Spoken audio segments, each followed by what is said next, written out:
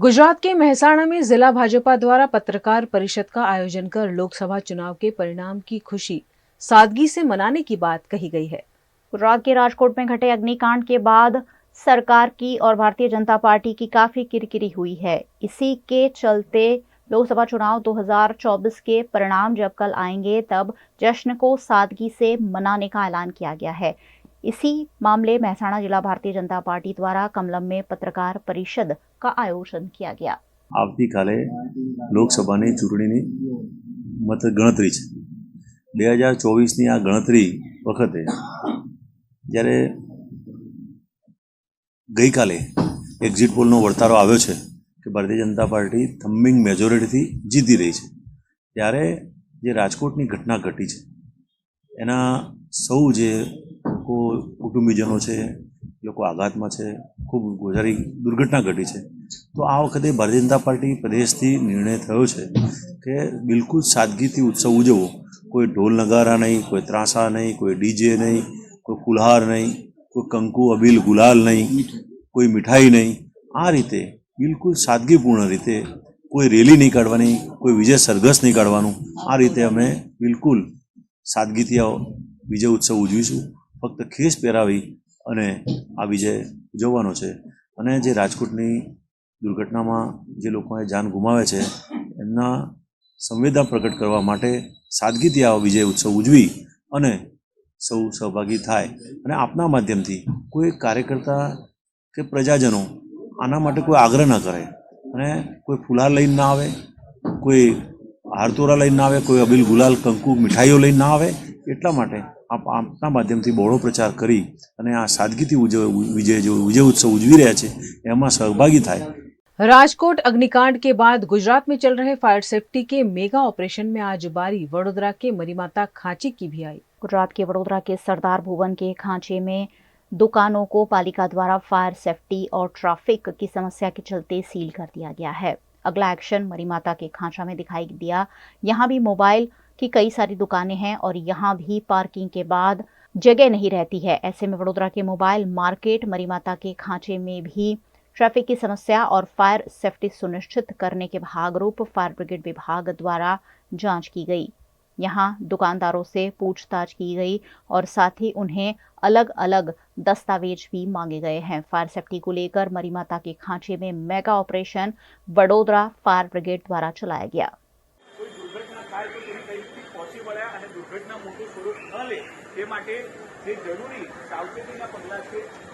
गुजरात के वडोदरा में कल होने वाले लोकसभा और विधानसभा चुनाव की गिनती पर वडोदरा जिला के मुख्य निर्वाचन अधिकारी और जिला कलेक्टर बीजल शाह ने जानकारी दी है। वडोदरा में कल होने वाली मतगणना को लेकर पुलिस और प्रशासन द्वारा हर तैयारी को अंजाम दे दिया गया है। वडोदरा की पॉलिटेक्निक कॉलेज में मंगलवार सुबह 8 बजे से मतगणना शुरू की जाएगी। पुलिस विभाग द्वारा फतेहगंज सर्कल से फ्रीडम सर्कल तक नो पार्किंग जोन और नो एंट्री जोन डिक्लेयर किया गया है, जिससे इस रूट पर दोनों ओर आवाजाही बंद कर दी गई है। पॉलिटेक्निक कॉलेज के बाहर राजनीतिक दलों के कार्यकर्ताओं की उपस्थिति होगी, ऐसे में आवाजाही में दिक्कत न आए, इस आशय के साथ पुलिस विभाग ने फतेहगंज सर्कल से लेकर पॉलिटेक्निक कॉलेज और फूड एंड ड्रग्स होते हुए फतेहगंज सर्कल तक और नरहरी सर्कल से फ्रीडम पार्क सर्कल तक नो पार्किंग जोन और नो एंट्री जोन डिक्लेयर कर दिया है। साथ ही वैकल्पिक रूट का भी ऐलान किया गया है, जिससे नागरिकों को दिक्कत न आए।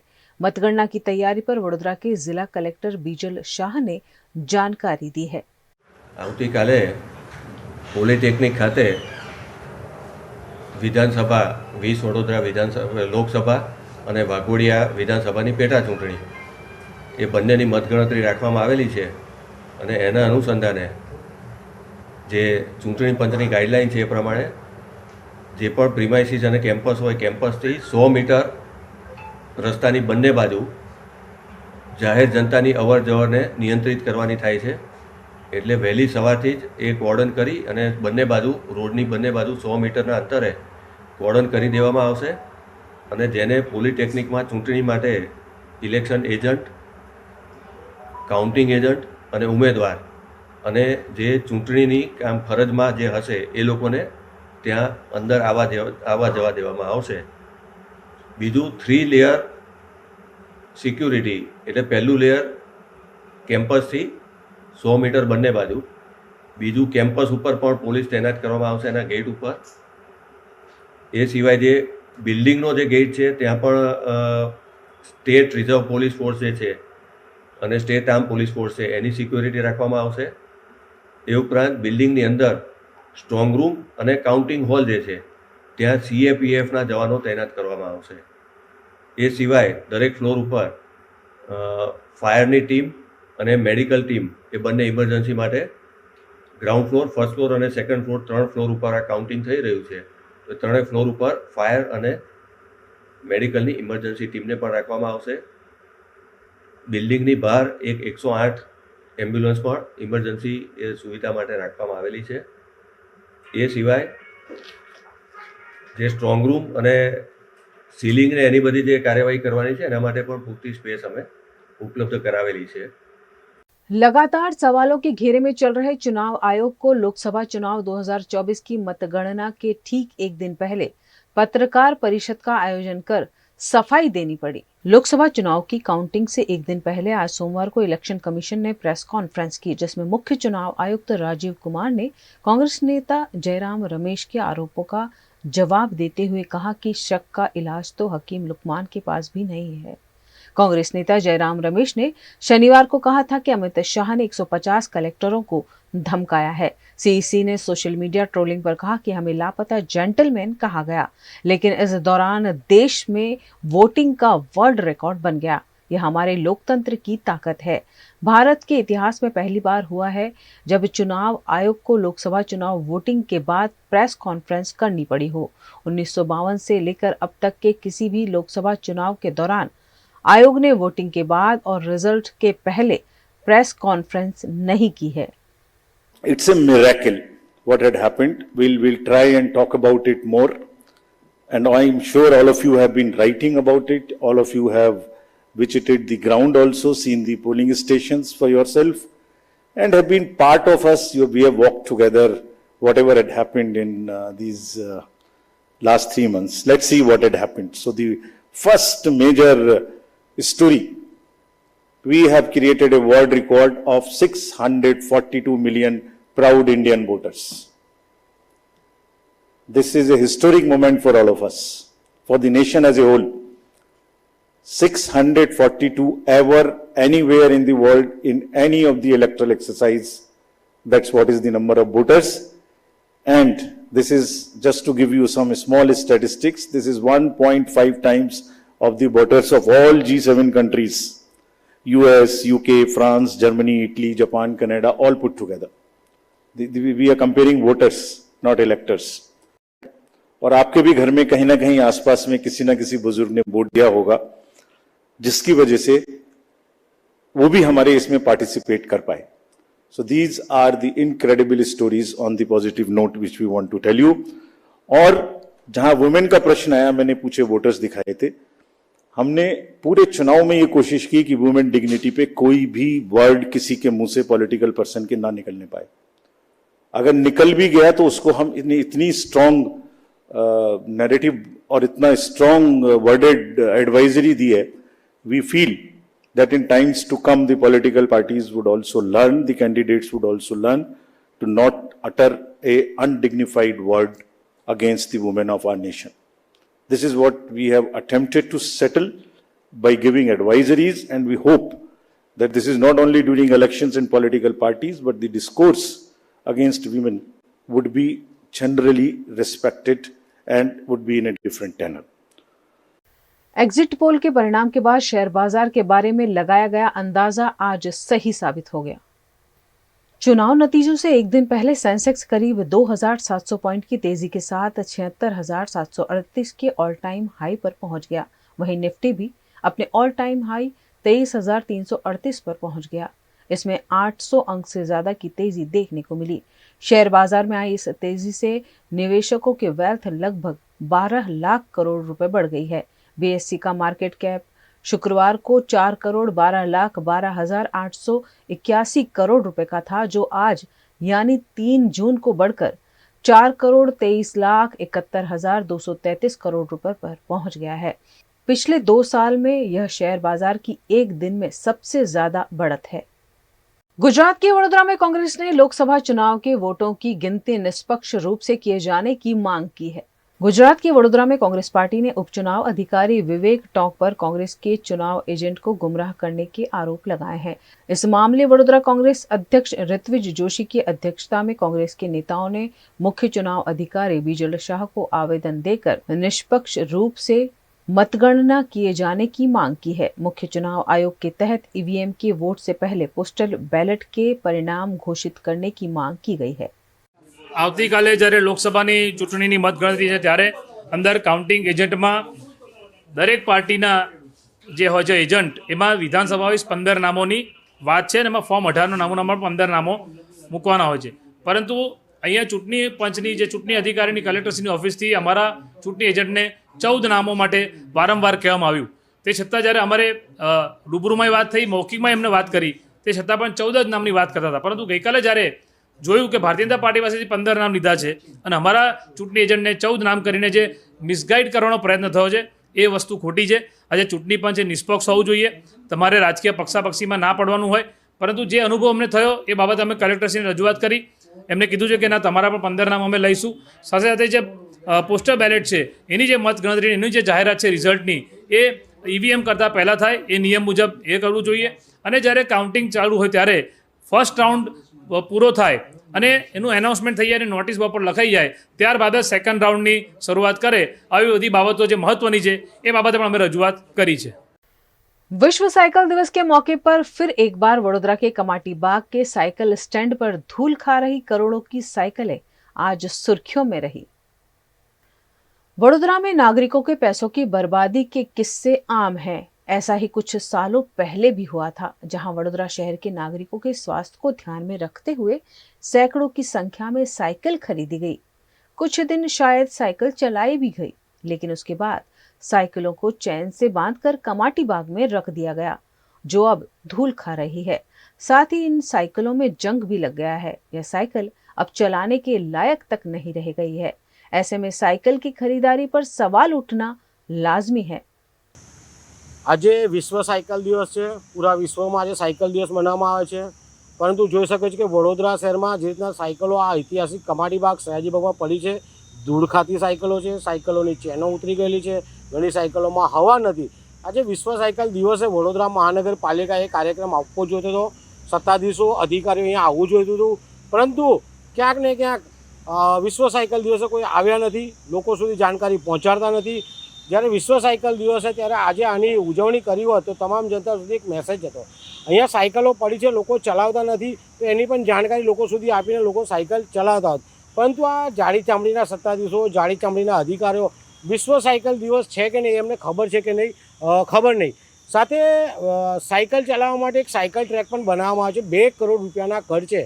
તો આ સાયકલ ટ્રેક પર સાયકલ ખાલી જે તે સમયના ચેરમેનની જ ચાલી, એના પછી કોઈ સાયકલો ચાલતી નથી। એટલે વડોદરા મહાનગરપાલિકા ફક્ત ભ્રષ્ટાચાર આચરવો, ભ્રષ્ટાચાર નામે રૂપિયા ભેગા કરવા, પરંતુ આવા જનતા ઉપયોગી જે કાર્યક્રમો હોય છે કાર્યક્રમો કરતા નથી। આજે વિશ્વ સાયકલ દિવસે સાયકલ દિવસ હોવાથી ચલાવવી જોઈએ, પરંતુ વડોદરા શહેરના જે સત્તાધીશો અને અધિકારીઓ જે સાયકલ ચલાવી નથી, લોકો સુધી જાણકારી મોકલી નથી, એટલે વડોદરા શહેરના નાગરિક જે વેરો ભરે છે, વેરાનું વળતર પણ નથી મળતું, સાયકલ અહીંયા ચલાવવા પણ નથી મળતી। તો વડોદરા મહાનગરપાલિકાના સત્તાધીશો અને અધિકારીઓ આ સાયકલો લોકો ચલાવે તેવા પ્રયાસ કરે તેવી અમારી માંગ છે। જે રીતે સાયકલ ચલાવવાથી સ્વાસ્થ્ય સુધરે છે, આર્થિક રીતે પેટ્રોલ ડીઝલમાં આપણે વાપરતા નથી તો બચત પણ થાય છે, ઘણા બધા ફાયદા છે। અને મંગેશ જયસ્વાલ સાહેબ જો સાયકલ અહીંયા ચલાવતા હોય તો એમને જોઈને તમામ અધિકારીઓ, તમામ કર્મચારીઓ સાથે સત્તામાં બેઠેલા સત્તાધીશોએ પણ આ સાયકલનો ઉપયોગ કરવો જોઈએ, પરંતુ ક્યાંક ને ક્યાંક ફાઇલો પર સહીઓ કરવી, ભ્રષ્ટાચારમાં આળોટવું આ એક નિયમ બની ગયો છે। પરંતુ આજે વડોદરા શહેરના સત્તાધીશો અધિકારીને વિનંતી છે કે વિશ્વ સાયકલ દિવસ હોવાથી આપ પણ સાયકલ ચલાવવી જોઈએ, લોકો સુધી પણ મેસેજ મોકલવો જોઈએ, અને જ્યારે મંગેશ જયસ્વાલ સાહેબ સાયકલ ચલાવતા હોય तो तमाम अधिकारी अपनी पास सीख लेनी चाहिए। पूरा विश्व आज विश्व साइकिल दिवस मना रहा है और साइकिल चलाकर लोगों को भी साइकिल चलाने के लिए प्रोत्साहित किया जा रहा है। लेकिन वडोदरा में करोड़ों रुपए की लागत से खरीदी गई साइकिल ऐसी स्थिति में है कि अब यह विश्व साइकिल दिवस मनाने के लायक ही नहीं रही है। गुजरात के राजकोट अग्निकांड के बाद गुजरात के वडोदरा में 176 प्रॉपर्टीज सील कर दी गई हैं, जिन्होंने कॉरपोरेशन समक्ष आपत्ति जताई है। वडोदरा कॉरपोरेशन इन दिनों लगातार एक्शन में है और कॉरपोरेशन द्वारा पार्किंग और फायर एनओसी मुद्दे प्रॉपर्टी को सील किया जा रहा है। फायर एनओसी को लेकर सरदार भवन में 176 दुकानें सील कर दी गई हैं। वहीं प्री स्कूल ट्यूशन क्लास भी बंद कर दिए गए हैं।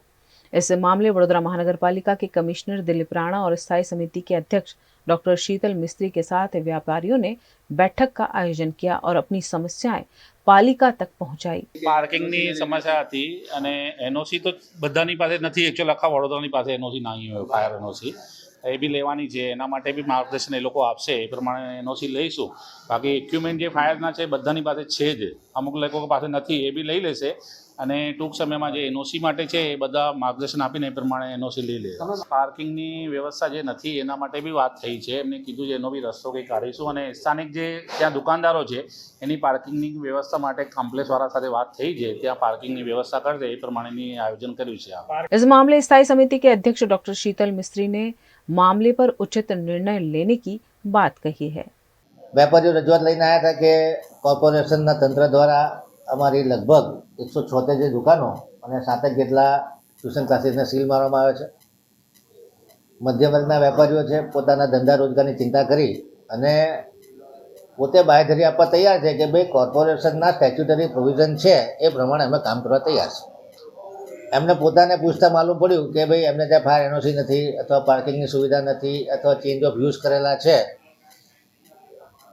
તો એ બાબતમાં કમિશનર સાહેબ જોડે, ટાઉન ડેવલપમેન્ટ અધિકારી જોડે, ફાયર અધિકારી જોડે અને ત્યાં પાર્કિંગના પ્રોબ્લેમ અને રસ્તો સાંકડો હોવાથી ફાયર એન્જિન પણ ન જઈ શકે અને રોજ ઝઘડાનો માહોલ થતો હોય છે।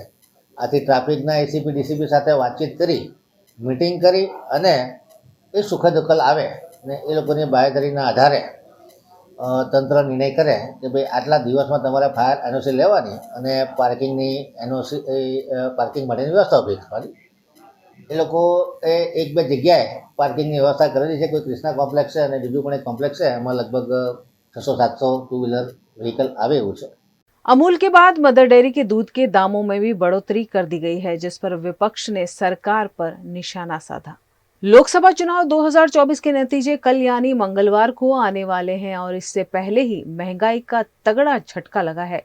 दरअसल रविवार को अमूल दूध की कीमतों में इजाफा किया गया तो अगले ही दिन सोमवार को मदर डेयरी ने भी अपना दूध महंगा कर दिया है। दोनों ही कंपनियों ने अपने दूध की कीमत में 2 रुपए प्रति लीटर की बढ़ोतरी की है। 2 दिन में आम आदमी को 2 बड़े झटके लगे हैं, जिस पर गुजरात कांग्रेस के प्रवक्ता डॉक्टर मनीष दोशी और आम आदमी पार्टी के नेता गोपाल इटालिया ने सरकार पर सीधा निशाना साधा है। ચૂંટણી પૂરી થઈ, મતદાતાઓ સાથેનો મત લેવાનો કાર્યક્રમ પૂરો થયા પછી ભાજપા સરકારે ફરી એક વખત તેમની મોંઘવારીના માર આપવાની નીતિને અખત્યા કરી છે। જે રીતે દૂધની અંદર ભાવ વધારો ઝીકવામાં આવ્યો છે, સામાન્ય માણસને રોજબરોજ નાનામાં નાનો ગરીબમાં ગરીબ માણસને પણ दूध એની જરૂરિયાત છે, ત્યારે દૂધમાં 2 રૂપિયાથી લઈને 3 રૂપિયાનો વધારો।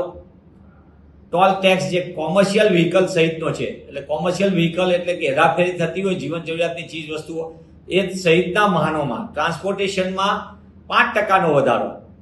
એટલે એના કારણે મિનિમમ ટેક્સ ટોલ ટેક્સની અંદર 20 થી 25 રૂપિયાનો વધારો સીધો સરળતાથી દેખાય છે।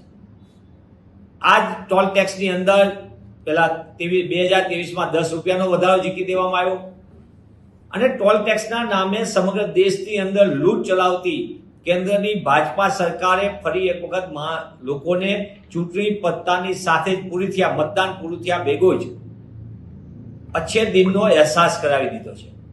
ત્યારે કરોડો લોકોને અસર કરતા ભાવ વધારાની અસરથી સામાન્ય માણસને જીવન જીવવું જે મુશ્કેલ થઈ ગયું છે એમાં વધુ મુશ્કેલી થશે।